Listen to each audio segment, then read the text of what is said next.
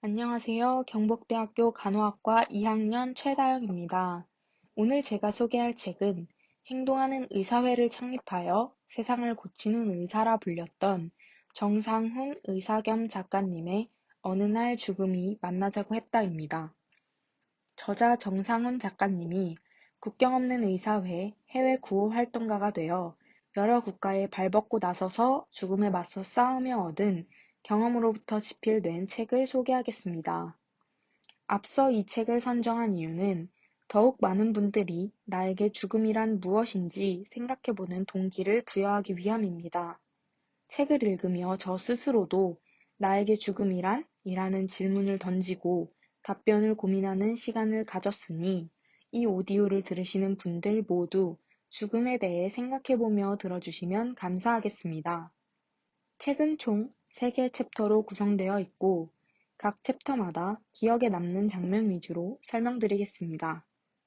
챕터 1은 어느 날 갑자기 죽음이 만나고 싶어졌다로 작가가 아르메니아로 떠나며 처음으로 죽음을 직접 마주하고 극복하는 내용이 담겨 있습니다.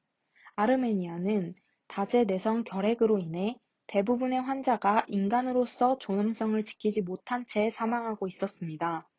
그 중에서도 기억에 남는 다제내성 결핵 환자인 에드가에 대해 소개하려고 합니다. 에드가라는 환자는 수주 동안 결핵약을 거부했고, 거부가 계속되면 의료진은 치료 중단을 선언하게 됩니다. 의료진의 치료 중단 선언은 환자의 사망을 선고하는 것과 다름이 없습니다. 하지만 의료진의 노력으로 에드가는 악성 중피종이라는 암을 가졌고 어떤 치료를 하든 어차피 죽는다는 생각에 치료를 거부했다는 사실을 알게 됩니다.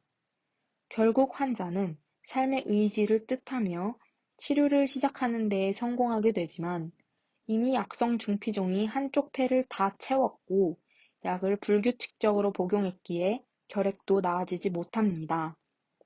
결국 치료 시작 몇 주 뒤 에드가는 세상을 떠났습니다. 에드가의 일화를 보며 에드가는 주어진 본인의 죽음이라는 운명을 그대로 받아들이지 않는 사람이라는 생각이 들었습니다. 그의 살고 싶다는 욕망이 끝까지 허락되지는 못하였지만 그가 병과 투쟁하는 짧은 시간 동안에나마 그의 삶에 대한 욕망이 최선을 다해 그의 삶을 허락으로 이끌었다는 생각이 듭니다. 저자는 챕터 1을 통해 죽음과 굉장히 먼 우리에게 죽음과 조금이나마 친해지라고 말하고 있는 것 같습니다. 죽음을 경험해 보지도 않았고 존엄하지 못할 수도 있는 죽음에 한 발짝 다가갈 수 있는 계기가 되었으면 좋겠습니다. 챕터 2는 갈라진 세계 침묵의 벽 앞에서로 내전이 진행되고 있는 시리아, 레바논에서의 구호 활동이 담겨 있습니다. 제목에 갈라진 세계의 의미는 한 마을 안에서 벽 하나를 사이에 두고 두 구역으로 나뉘어 총을 쏘고 반대편에 있는 사람을 죽이고 승리를 쟁취하며 한 세계 안에서의 갈라진 양상을 나타냅니다. 젊은 청년들은 대부분 평범하게 돈을 벌기 위해 노력하지만 턱없이 부족하기 때문에 용병으로서 일하며 한 번의 생명의 위험 감수로 큰 돈을 만질 수 있는 일을 택합니다. 죽음을 마주하는 것보다 더 먹먹한 마음이 드는 챕터였습니다. 평범하게 웃으며 얼굴을 마주했던 청년들이 몇 시간 후에 본인과 가족의 생계를 위해 서로에게 총구를 겨누는 장면을 머릿속에 그려보시면 좋겠습니다. 극한의 상황에 놓여 있는 이들도 현재의 삶에 최선을 다하기 위해 살아가고 있습니다. 지금 나에게 주어진 삶이 얼마나 소중하고 고마운 것인지 깨닫고 나의 삶 순간순간에 최선을 다하여 결국 나의 선한 영향력으로 그들에게 도움을 줄 수 있는 날이 왔으면 좋겠습니다. 챕터 3은 그래도 당신이 살아야 하는 이유라는 제목을 가진 서아프리카 시에라리온에서의 에볼라 구호 활동에 대한 내용입니다. 죽음이 가장 잘 와닿았던 챕터라는 생각이 듭니다. 2014년 봄부터 세계는 에볼라로 인한 공포에 떨었습니다. 그 중에서도 시에라리온은 에볼라 바이러스가 퍼져 사람이 죽을 수 있다는 사실이 가짜라고 진실이 아니라고 믿는 국민들이 대부분이었습니다. 건물의 벽에 에볼라 is real 이라는 문구가 붙어 있으며 국민에게 에볼라는 가짜가 아니라는 것을 직접 일깨워 주어야만 했습니다. 그러나 더욱 비극적인 것은 국민의 문맹률이 굉장히 높아 대부분이 글을 읽지 못해 문구의 의미를 깨닫지 못한다는 것이었습니다. 무방비의 상태로 에볼라에 맞서는 많은 환자 중 구급차에 실려온 오마르라는 아이가 기억에 남습니다. 이 아이는 아프리카 소수 민족 출신으로 민족 고유 언어를 사용하기 때문에 영어를 사용할 줄 몰라서 의료진과 말이 통하지 않았습니다. 오마르에게는 끊임없이 수액이 주입되고 있었지만 고열로 인한 탈수로 인해 계속 물을 요구했고 목이 타들어가는 고통과 관절염을 호소하는 와중에 오마르가 의료진에게 내뱉은 영어 단어는 엉클이었습니다. 이 엉클이라는 단어가 특히 오마르를 소개하고 싶었던 이유입니다.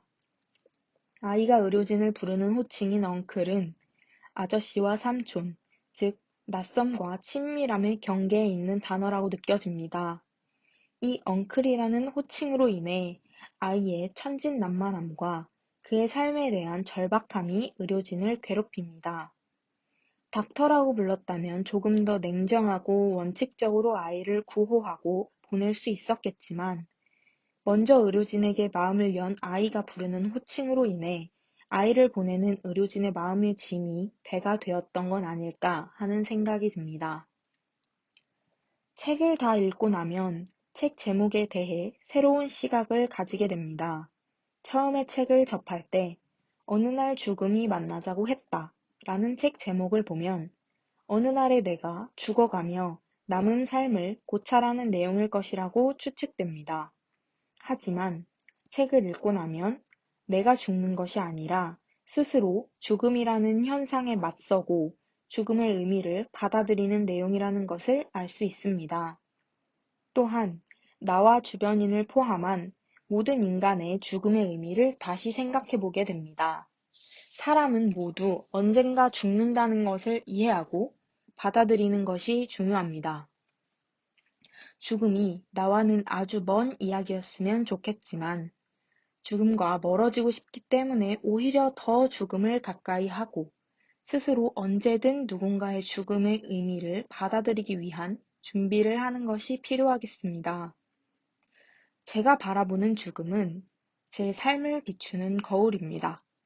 앞으로 어떻게 삶을 채워나가느냐에 따라 후에 내가 맞이하게 될 나의 죽음의 모습이 달라질 것입니다. 살아가는 동안 나의 존엄한 죽음을 위한 발자국들을 차곡차곡 쌓아 존엄하고 숭고한 죽음을 맞이하고 싶습니다. 추가로 책의 앞, 뒤 페이지에는 저자가 아들에게 보내는 편지가 담겨 있습니다. 아들에게 보내는 편지에서만큼은 죽음을 마주하고 수많은 생명을 살린 의사가 아닌 한 가정의 가장으로서 하나의 아빠로서 사과의 말을 전합니다.